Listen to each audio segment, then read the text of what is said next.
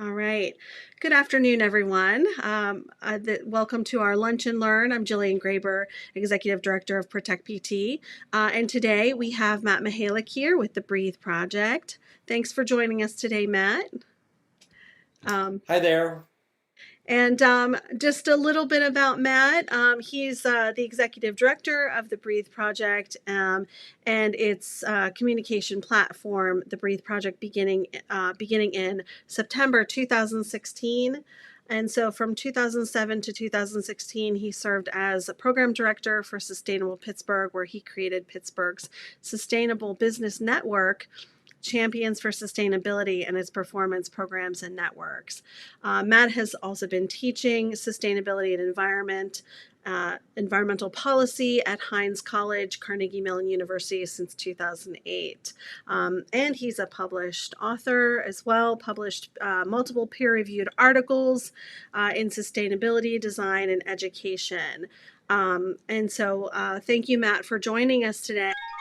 There was a great tool that, and we have someone else joining us as well. Deb, we're going to bring her on here just off screen. Matt,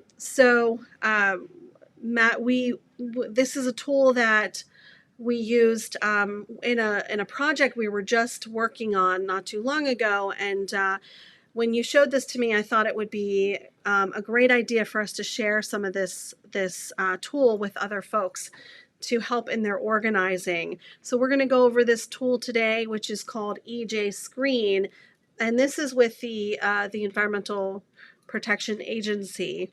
And just to kind of give some background on some of what we're going to be talking about today, this was when we had talked to Matt about helping out with this EJ Screen tool.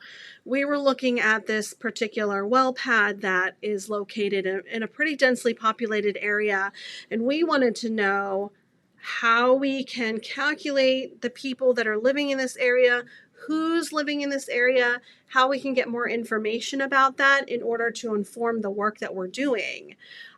So that's really what we're going to talk about today. And Matt's going to go through this really very powerful tool that folks can use in their efforts to work on development and campaigns around different fracking sites and petrochemicals. So that's really how we've used it, and I'm so thankful that Matt can share his knowledge with us today. Just to give you a little bit of background, so this is a site very close to lots of people, lots of kids. There's a playground actually pictured here that's very close to the site. We were at the site. This is what it looks like right now. It's not built yet, luckily, and we're hoping to do some more work around trying to get the DEP to look closer at this when it comes to emergency and disaster preparedness and really the impacts of health and safety to the residents.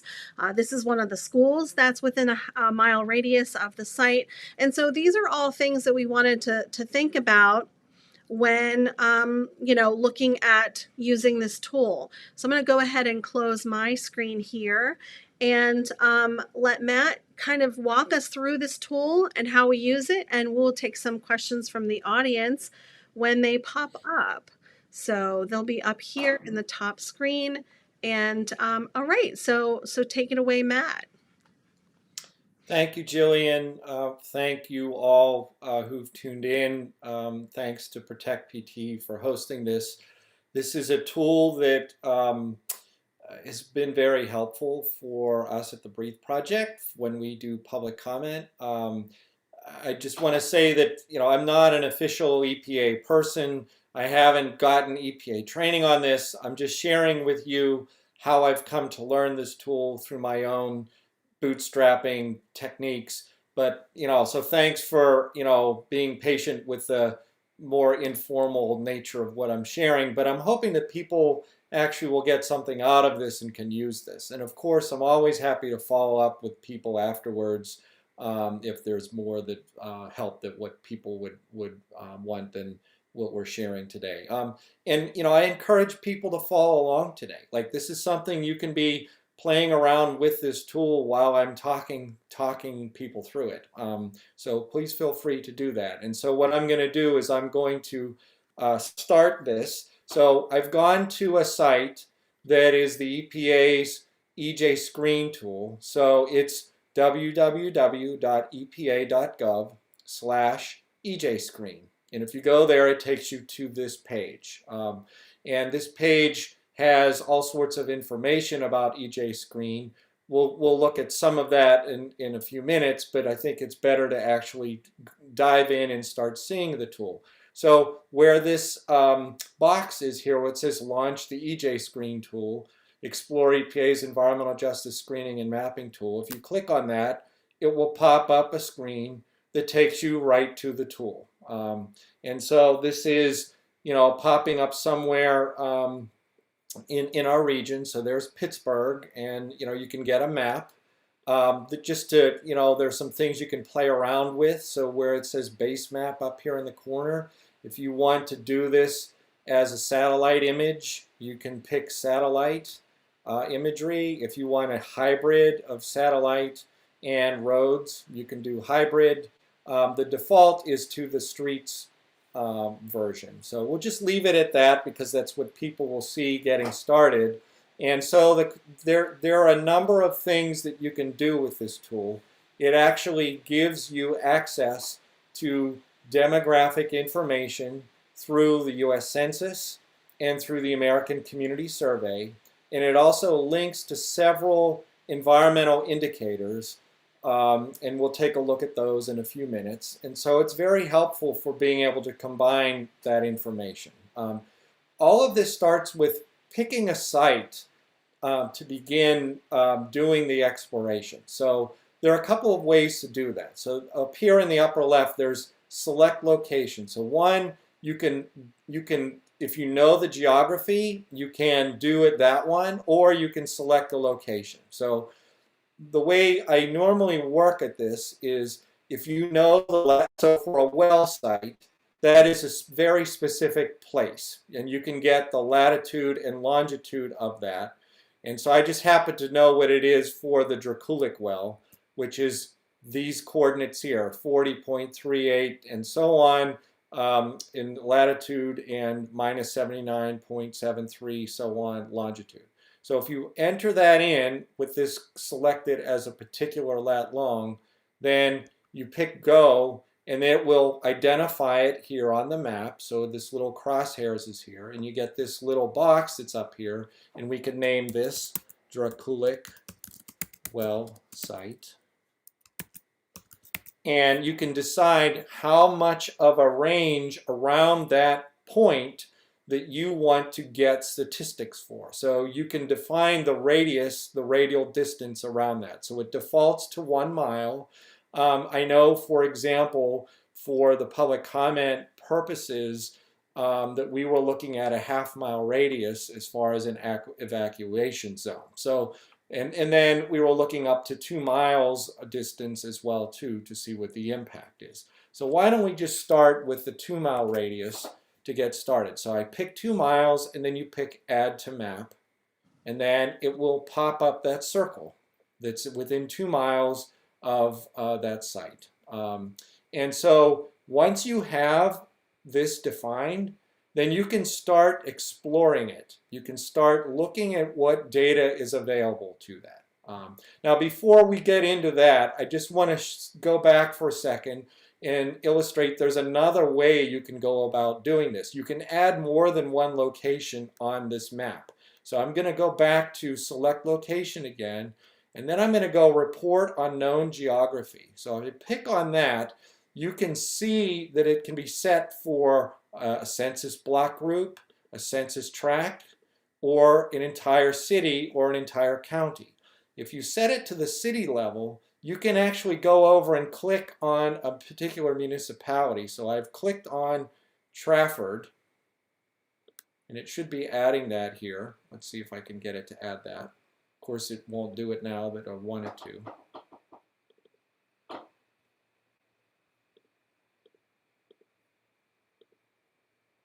Of course, I did it earlier today, and it worked. And of course, now it won't. Okay, you know what, it might be because I have the radius too large. Okay. So here, if I go back and I make this a little bit smaller, so I'll just change this. Instead of a 2-mile radial distance, we'll make it a half-mile and do add to map. So that shrinks it down. Now if I go back over here and I click on Trafford, there it goes. It found Trafford Borough, and it automatically gets the shape. And if I pick submit, it will then identify that space as well too for a separate place for a report. So we can either get stats for Trafford Borough, or you can get a stat for this radial distance that we defined with the Dracolic well.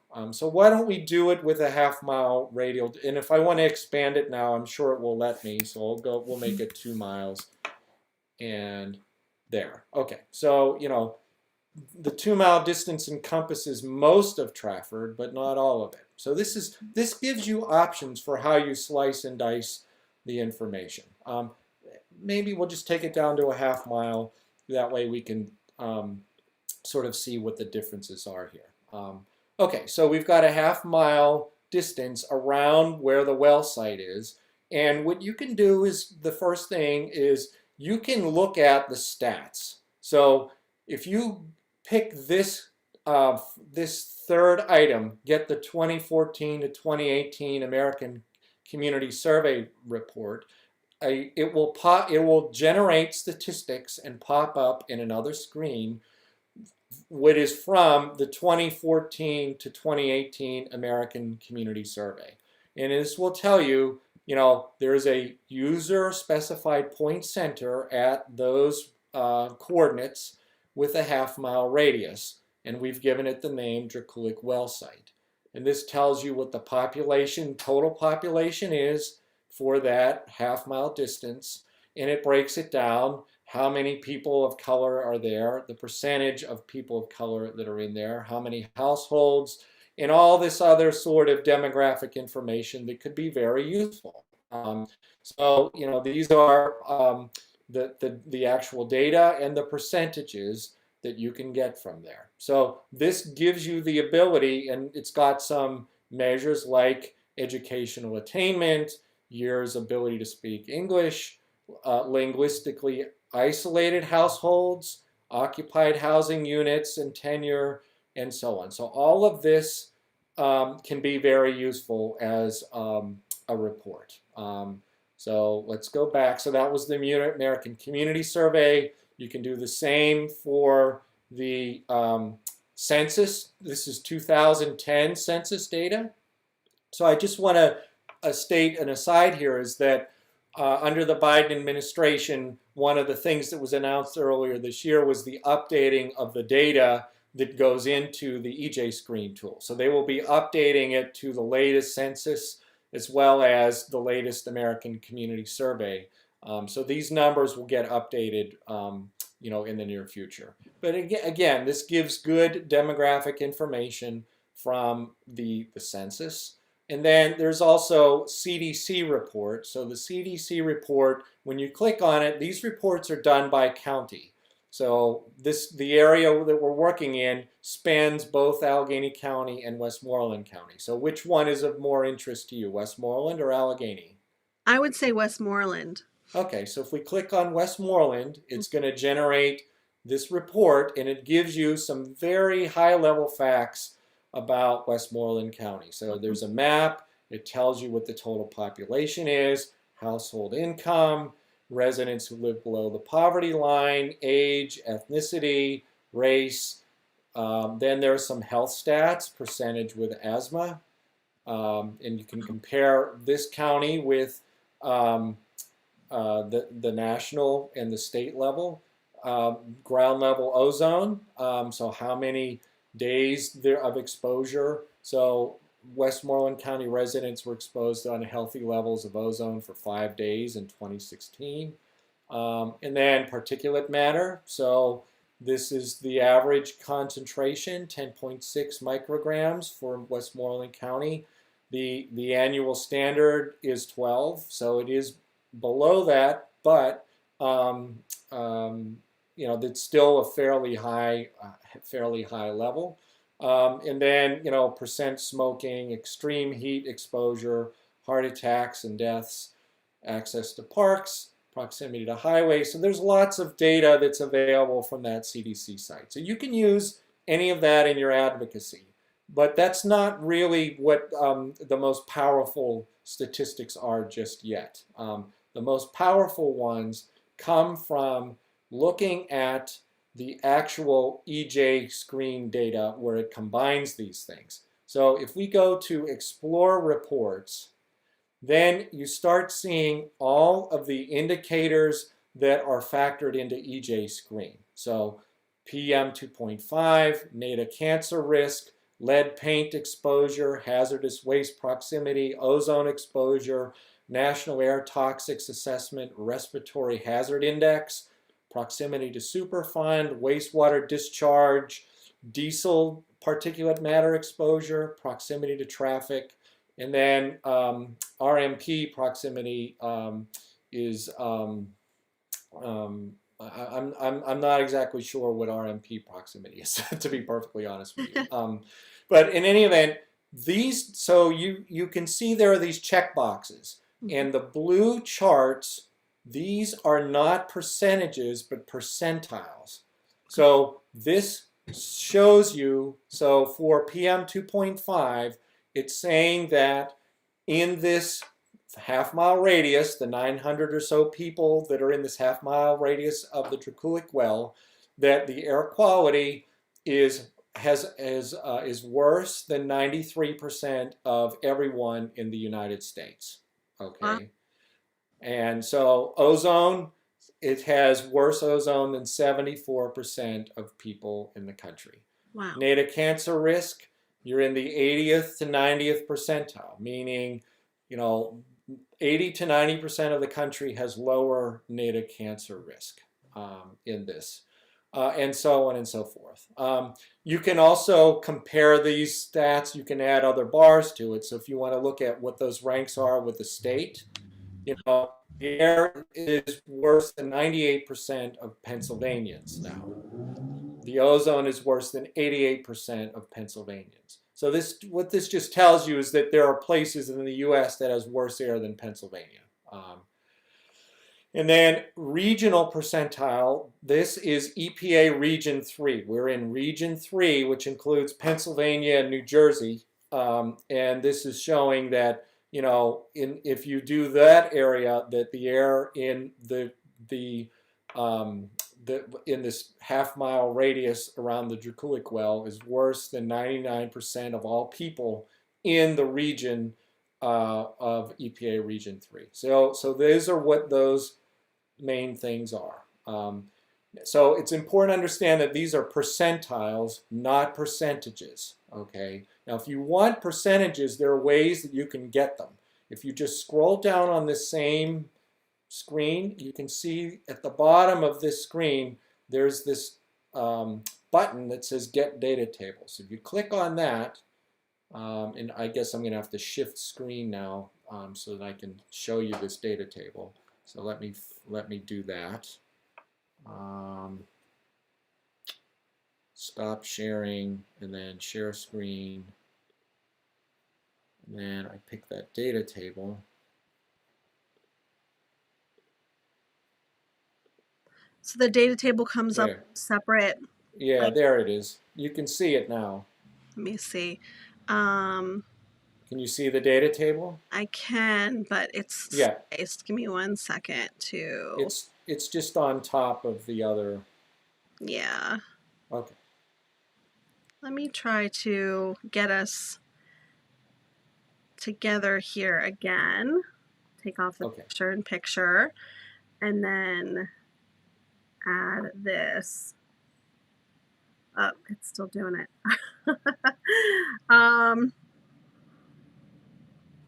Here, let me try it one more time. Sometimes this tool is really tough when it comes to, there we go. Is it going to bring us back up? I wonder.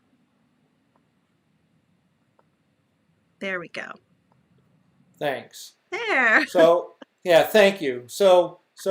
When this table comes up, again, it shows you here a half-mile ring centered at the coordinates for the Dracoulic Well, Pennsylvania EPA Region 3, and the total population. And so we were looking at the environmental indexes. So Okay. if you scroll down here, you can see that, we had the percentages or the percentile. So we were 98th percentile in the state, 99th percentile in EPA region, and 93rd percentile in the USA. But you can see you can actually get the actual value as well too. So 10.9 is that PM 2.5 annual average, and that compares with 9.32 for the state, 8.63 for the region, 8.55 for the USA. And then, you get the values for ozone, you get the values for cancer risk, and so on and so forth. So if you want the actual values, you can get that in that table. So that's looking at the environmental indices. Now I'm going to just shrink that up for a second, and let's go back to our chart. Okay. So these were the environmental indicators. There are also demographic indicators. So if you click on those, these are again percentiles. And so I'll talk about demographic index for a second. Let's just pause on that for a second. But the main demographic statistics that are used in the EPA's measurements for environmental justice include the percentage of people of color and the percentage of low income. Okay, so these are percentiles in the USA. So this is saying that this region, there's 19% of the population in the 19% of the areas in parts of the U.S. that have lower percentages of people of color than here.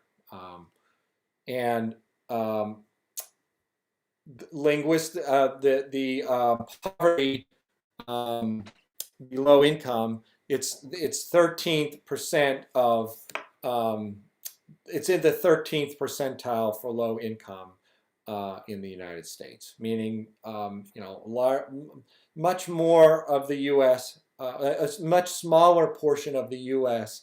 has population at lower levels of income than here. And you can add in the region and the state that you can see, it's in terms of the state that, it's 42% of the state has areas with fewer people of color, and then 15% of the state has areas with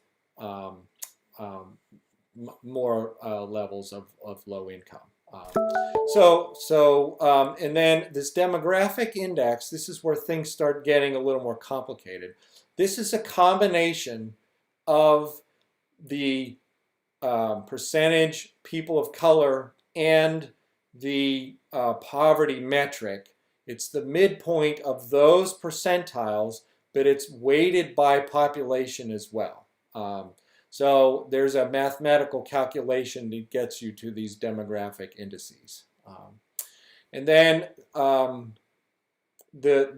you can see those, in our chart. This chart that we have, if you scroll down past the environmental indicators, you get to the demographic indicators, and this tells you, the percentage people of color. It's actually 9% of the population in this region, and that is at the 42nd percentile in the state.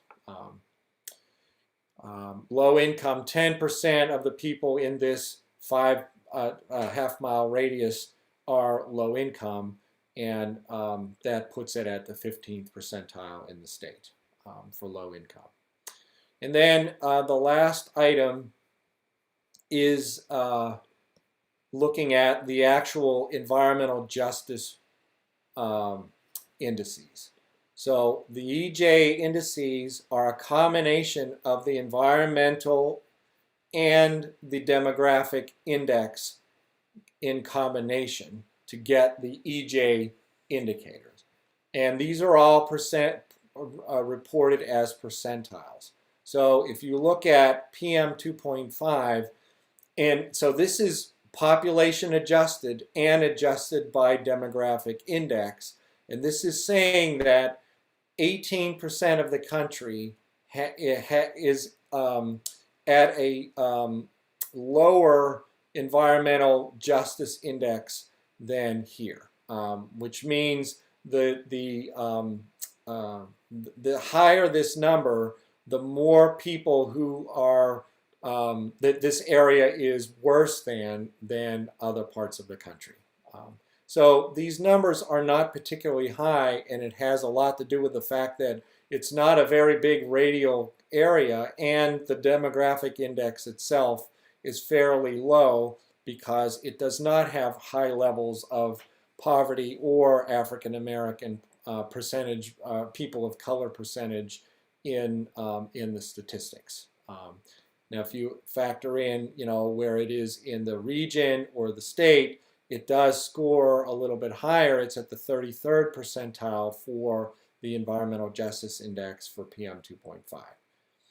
Okay, so that's how you can play around, and you can find those numbers also in our table that we generated. They're at the very top. They're the very first things that show up. So the EJ index for particulate matter, the percentile in the state, the percentile in the region, and the percentile in the US for that. Okay, now, this is in the explore mode. So we were in the exploratory reports up in this first item. You can get these so that they're printable. So if you click on Get Printable Standard Report, okay, this will launch another screen, and it's got a crank on this for a couple of minutes. It's performing a bunch of calculations. So you see it says loading, please wait. It takes a couple of seconds here, and then soon you'll see pop up a screen that will have a printable report that's useful for sharing with other people. So we're just going to wait for a second. We need like the Jeopardy music to be playing here or something like that to kill some time. But it will pop up. So it's all, there it goes. Okay, so when you get this, it tells you it's a half-mile ring centered at, with the coordinates, Pennsylvania, EPA Region 3, the total population, the total square mileage, and then it gives you these the EJ indices that we just talked about. We just shared that. And the EJ indices in chart form. It will give you a map to show what area we're looking at here.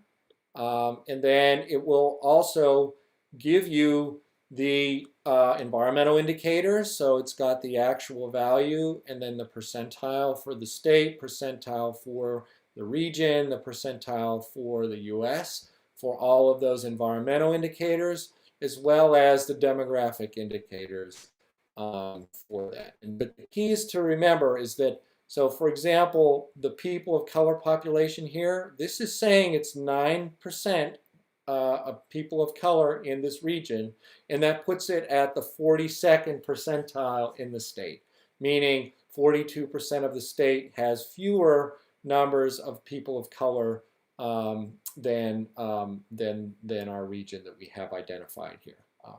So that's how, and once you get this report, you can see up here it says save as PDF. So you just click on that, it saves it, and then you can print it and share it and use it from that point on. So that's how you can generate some useful things from that. Now we can do the same thing. So we did that for our radial distance. You can also do all of those same things for Trafford. So if we click on Trafford here, we can do the same sort of thing. If we want to get a report for it, so we call this Trafford Borough. And then we can either explore them or get a printable report. If we just explore them, we look at environmental indicators, we can do the same sorts of thing. We can get another data table if we want. And if we want to get printable reports, we can pick get printable report. If you want to get the community survey report or the CDC report, This one does not have the census here for some reason. I don't know why that's not there, but it doesn't include the census. So that's how you can get, basic information. There are a couple of other cool things you can, well, I'll just pause there and see if anyone has any questions about what I've shared so far, and then we'll start talking about a couple of more cool features of the tool that can be explored. So I'll just pause there for a second and see if anyone has any questions. Yeah. So, Matt, do you have any idea of when that data is going to be updated to the next census that just came out? I do have an email on that. I don't remember off the top of my head, but they're starting on working on it. And my understanding is by the end of this year, there will be some updates on it. Okay. So they're planning on doing releases. So in the past, they've done a release like every 3 or 4 years on this tool. Mm-hmm. Now they're planning on doing it at least every year for the next few years, and it may even become much more frequent than that. So, some of the issues with EJ Screen right now is you're working with air quality data that is a couple years old. I think it has 2018 data in here. And so it's not the latest data. 2020 data is the latest data that we have. So, there's a little bit of a lag, but for that, from another perspective, the 2018 data is representative of what people have been exposed to for a long, long time. In fact, it's probably a better metric than what people have had for decades. And so in some ways, it's representative of what people have been dealing with for a long period of time.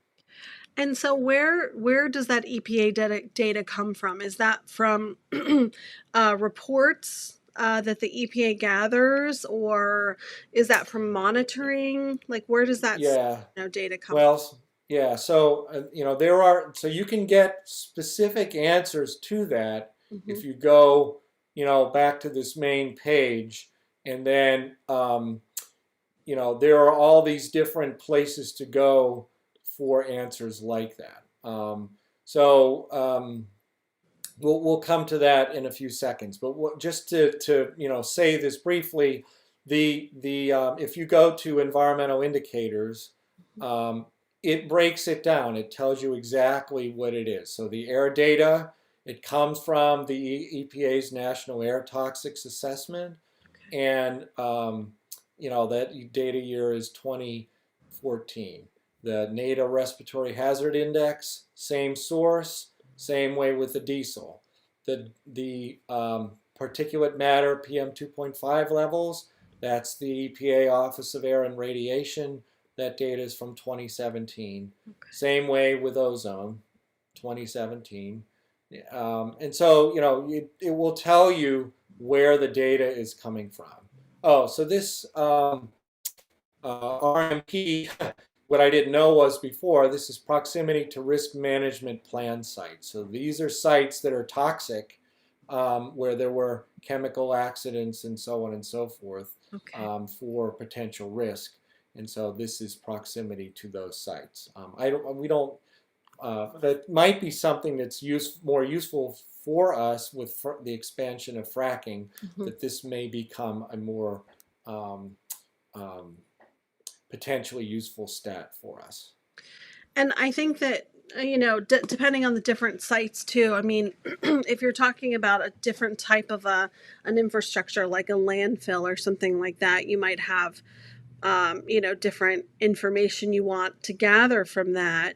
But I'm wondering though, because oil and gas waste is not classified as toxic, if this, kind of how accurate some of this information is, in particular with the toxic substances, and I know that some folks are working on adding it to the EPA's, was it the toxic registry, or the toxic registry inventory, but that wouldn't be on this map right now, right? Because that's Well, so it will identify landfill sites. Okay. Um, and so I've expanded it to a 2 mile buffer. Mm-hmm. And my understanding is, so I'm going to do a report, um, and I think this will identify a landfill site. So it's cranking away on this.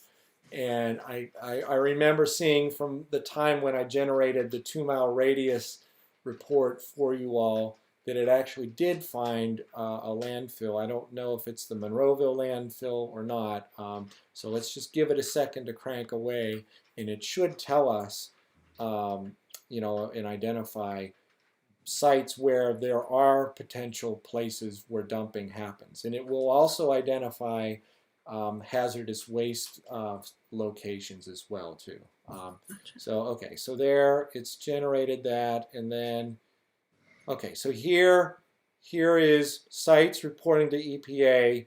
Any Superfund sites, it's saying there aren't any, but there is a hazardous waste treatment, storage, and disposal facility um, that it identified here. It doesn't pinpoint where it is, Hmm. and so it just there are ways where you could find this information. This is more of an indicator so Mm-hmm. that you could find out, yes, as a matter of fact, there is a site that is within range here. I'm not sure if that is the Monroeville landfill or not, or if there's some other site that it's picked up here. Interesting. Yeah, so Yeah. then you'd want to go and do a separate search for that, right? Yes. To Yeah, find. you probably could through either the EPA's reporting sites or the NADA National Air Toxic. I'm sorry, the TRI Toxic Release Inventory data site that uh, that probably would identify what that site is. Okay. But that TRI site I know now doesn't have oil and gas waste Correct. doesn't have oil and gas waste sites on the TRI. But I know another organization is working on adding that to, Yeah, that would be great to have that on there. It would yeah. be very useful to be able to identify that. So, it's whether or not the state would be doing that, Mhm. or if there's, if the EPA would be doing that. It would be great if both were doing it, just to make Mhm. sure that things don't fall through the cracks. I Right. do know that my use of some of the well site identification database tools that the state has, that can be a fairly complex and time-consuming process. In identifying well sites. And I think Frac Tracker, I mean, they've been the ones who have done the most to map that and show the growth of well sites, as well as where the accidents have been happening since the beginning of the fracking boom. Mhm. Yeah. And so if you look here, so there were, if I remember correctly, 918 people within a half mile. So that is the evacuation radius. So that's 918 people that they'd have to evacuate if it was a half mile.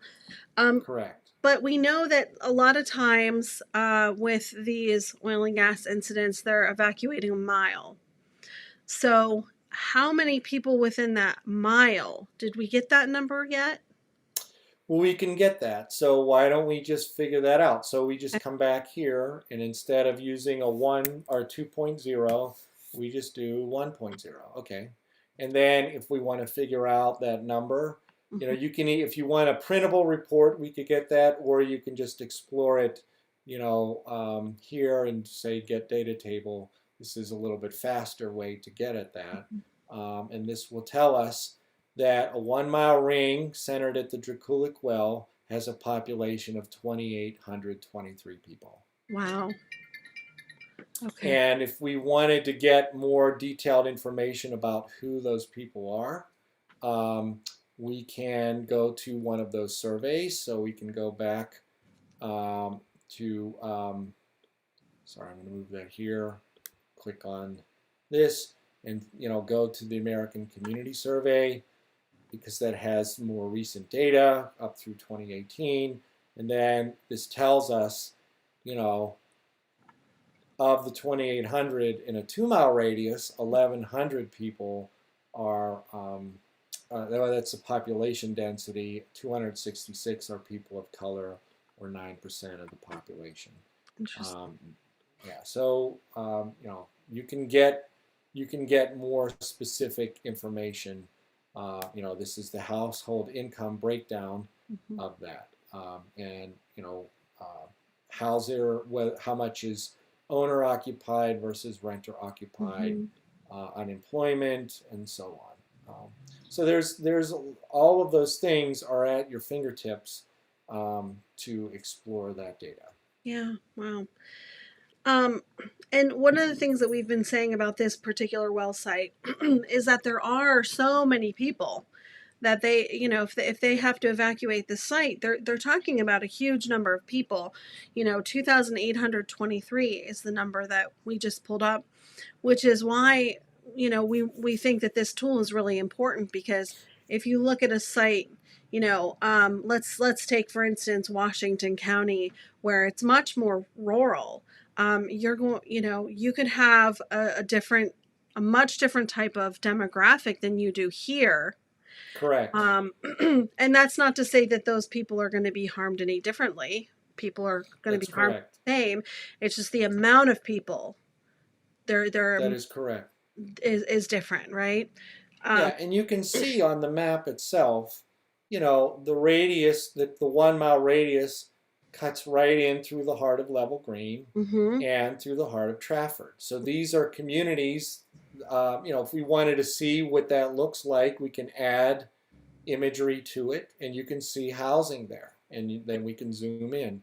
So Yeah. you can see, look how many people. So the yellow is what we're looking at. So we're all within the yellow. All of these homes are within the 1-mile zone, within Level Green.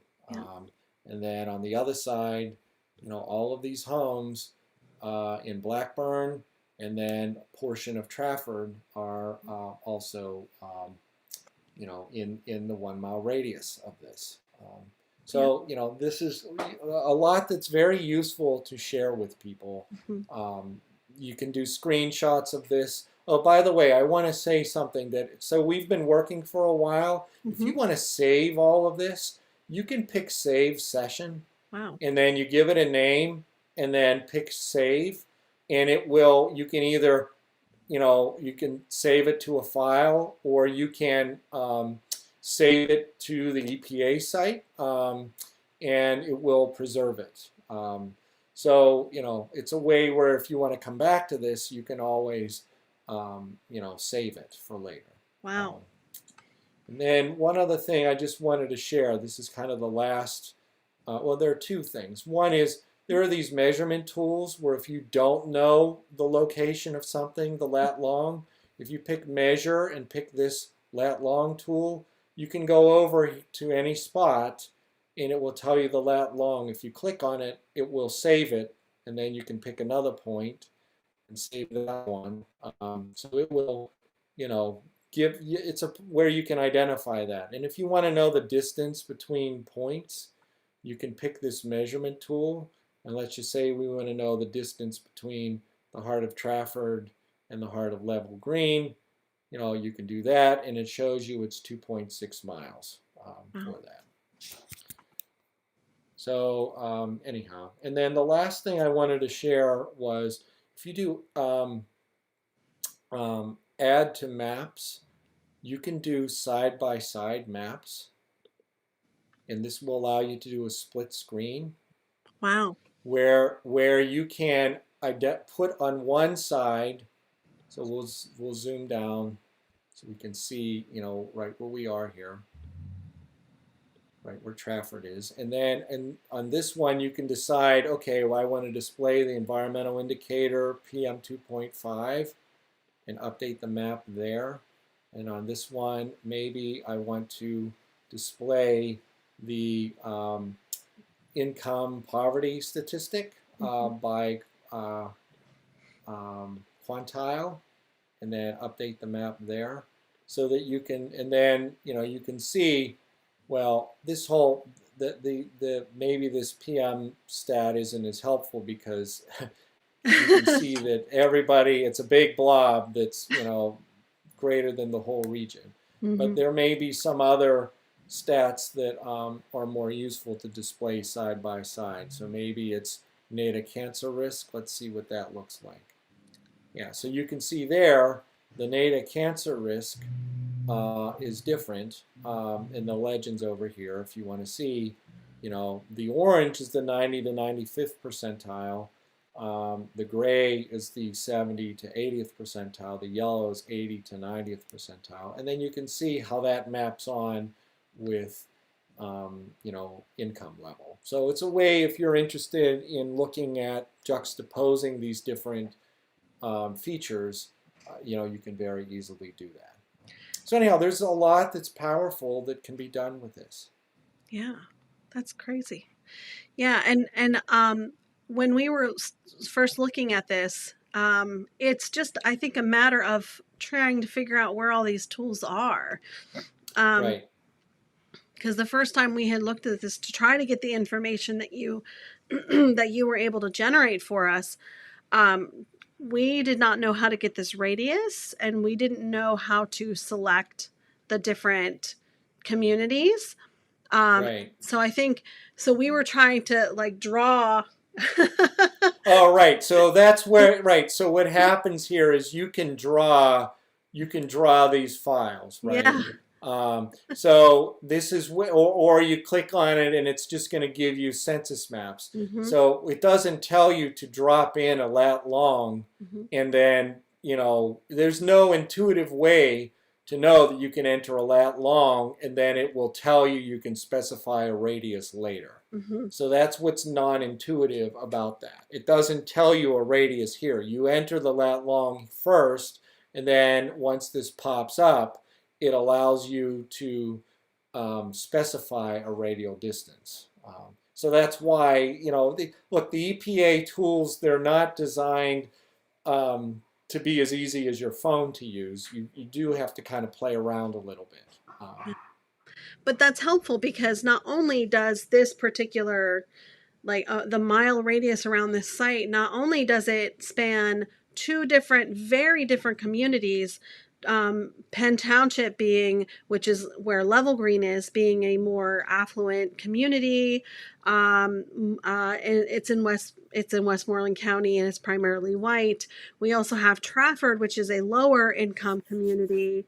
It is primarily white, but we also have a more diverse group of people in Trafford, and just trying to figure out we also have Allegheny and Westmoreland County because we're into a little bit of Monroeville here. So we're Mhm. we're spanning two counties. We're spanning more than two communities. You can see probably one, two, three, four different municipalities, and Mhm. and so to try to get all of that information, because you can find information on Penn Township, you can find information on Trafford, on separate census sites, but to get it all in one place where you can get that information, this is the tool that you can do that. um, Yes, exactly. I've highlighted the level green area. So once you have this, you can get reports for, level green, or maybe Penn Township, mhm. right? So you could get reports for this area. You can get it for Trafford, or you can do it with a radial distance. Oh, I should say, and you can do it with a radial distance. So that might give you some interesting insights as to differences in communities and demographics as well, too. Yeah, yeah, that's really interesting. I'm interested to see how this compares to a more rural site. I When see. Well, you we know could do that.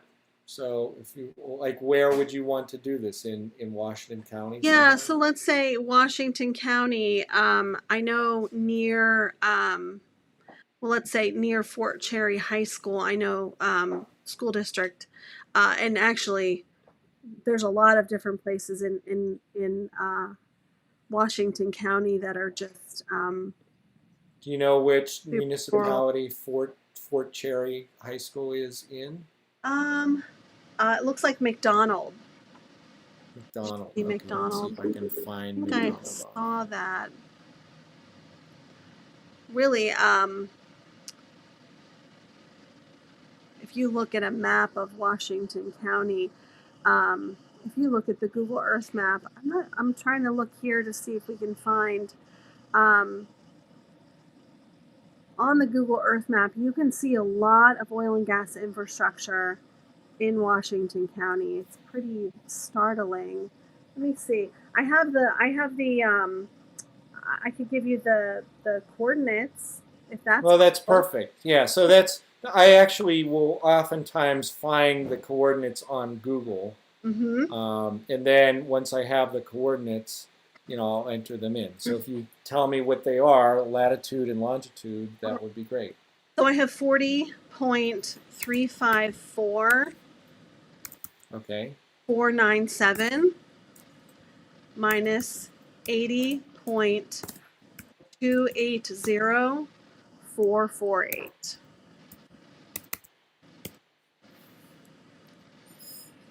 Okay. So that's right. So there you go. Okay. So this is Fort Cherry. This is a well pad near Fort Cherry School District. Okay, well pad.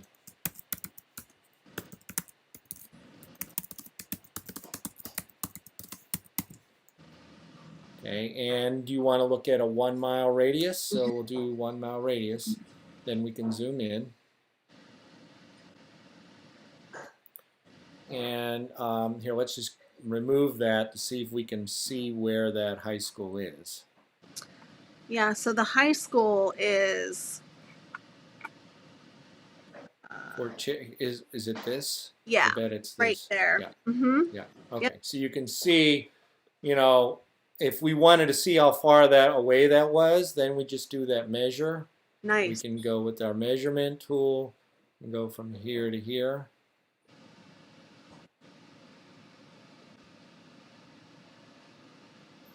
It's a half, it's a half mile. Mm-hmm.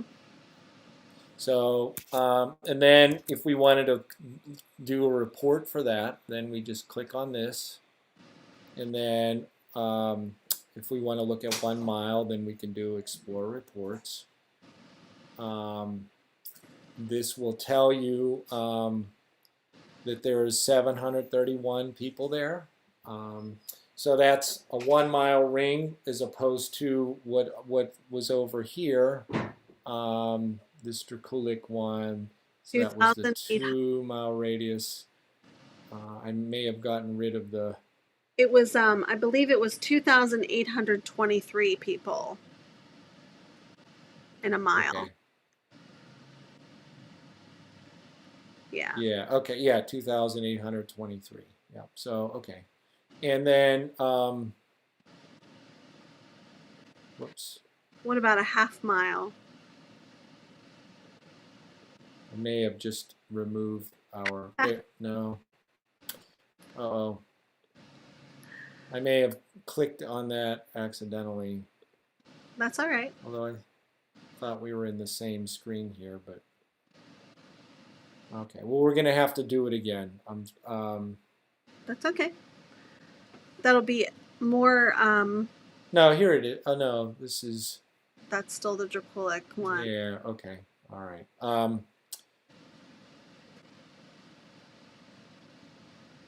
Okay. So we'll add maps. We'll select location, Mm-hmm. and I'll need those. Oh, I have. No, those are the other coordinates. Sorry. So that's We okay. have to. It's 40.35497 minus 80.280.448. I'm interested to see half mile too. Okay.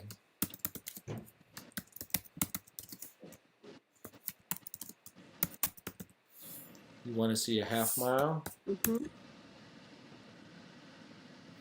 We'll zoom in here. Okay. Okay, and if we do Explorer Reports. Mm-hmm. 198 people. So much lower than the 900 or so that you're facing. Yeah. And you can see the EJ index stuff is, or the environmental indicators, you know, you can compare those two together. Mm-hmm.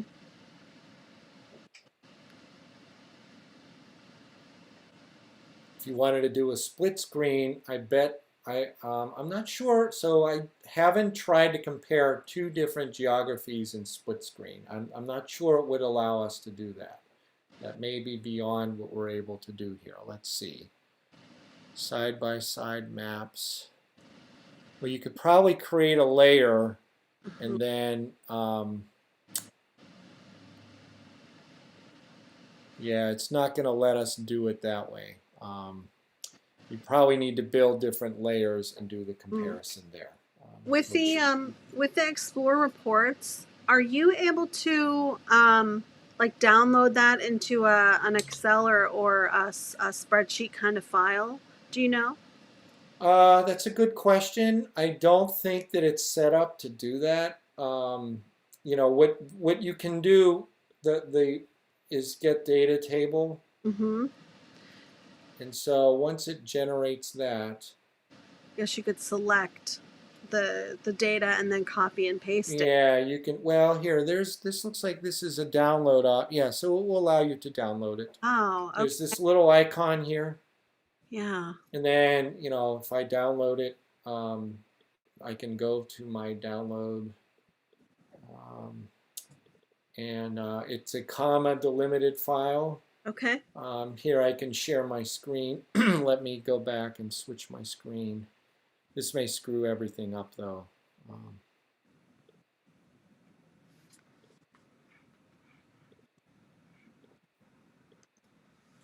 So this is, you know, what you get.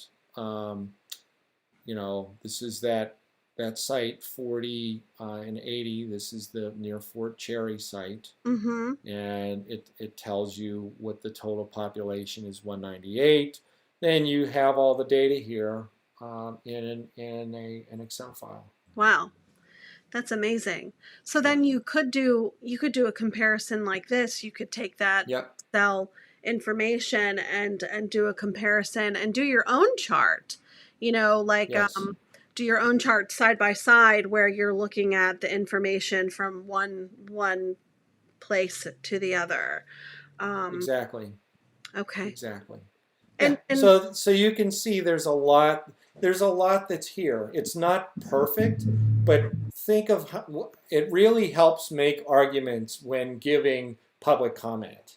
You know, um, most opportunities for public comment, people don't have this sort of information that's powerful. I know that when I was testifying in a state hearing for when the Clairton Coke Works had its explosion and fire, the stats that I was able to identify through this were extremely powerful and persuasive because of how poor the air quality ranking was for people in Clairton overall, on an everyday basis, let alone during you know, the event that lasted 100 days at that period of time. How many people? There were a much higher percentage of elderly people, people with respiratory disease, higher levels of African American and people of color in the region, and so those are very persuasive statistics to share. Mhm.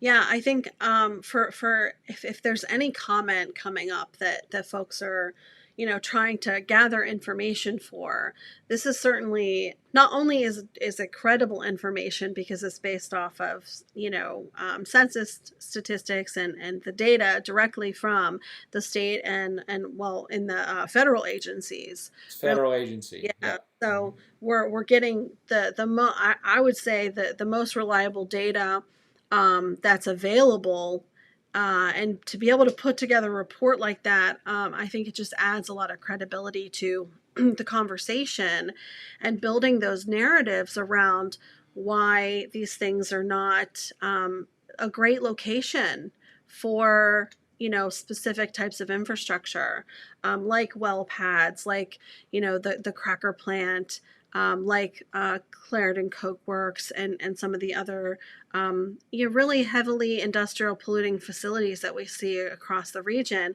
And just looking at that Pittsburgh region map, you can see that Pittsburgh region is the air quality is so poor. So adding any type of infrastructure that's going to increase that level of pollution, I would think would be something that needs to be taken into serious consideration before allowing something else to go in. Correct. That's right. Yeah. Yeah. So in any event, there is a print option Mm-hmm. where you can print out and specify the layout of this. You can give it a title. You can export as a PDF. You can set the scale. You can put the author's name and copyright in there. You can specify the resolution. If you want to do, all of the things that you're displaying here, the layout, or you can just do the map, and you can specify how big it is. So, there's a lot of things. I guess what I would say is don't be afraid to play around here. This is, once you know the basics, there's a lot that you can play around with to generate useful information for making arguments in these public hearings. And I like that you can save your work. Yeah, exactly. You can save it, and you could give that login to someone else so they could go in and play around as well too. So do you have to set up a login? Do you have to set up like a username and password? No. Okay. Nothing. Nope. Wow. Nope. Absolutely not. Right. It's free. This doesn't cost anything. All you do is go to the EJ Screen page, epa.gov/EJ Screen. And we're going to put that right back up on the screen for everyone to see. Now, one thing that we didn't get to go over today, that is if you go here, I'll share my screen again.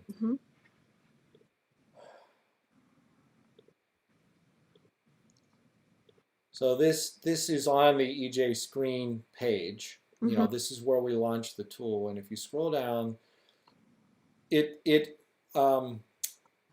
there's a very helpful explanation of understanding results. And we're not going to go through all of this, but I recommend going through. They have a case study here. I recommend going through this case study to read, because it explains how you end up with those percentile indices for the EJ Screen as well as the demographic index. I'm not going to go through all of this today, but it is worth going through this so that you can understand how they come up with those percentile rankings. It's a combination of the demographic index and the environmental indicator. And the demographic indexes are adjusted by amount of population. It includes percentage of minority as well as the percent low income. So it gives an example calculation here for how they come up with it, and then how that's factored into the overall environmental justice index. So it's worth looking at that. And it's always key to remember that the EJ index is a percentile, not a percentage. Most of what is displayed are percentiles, not percentages. Great. And let me pop this back up on the screen here. So looking at this, and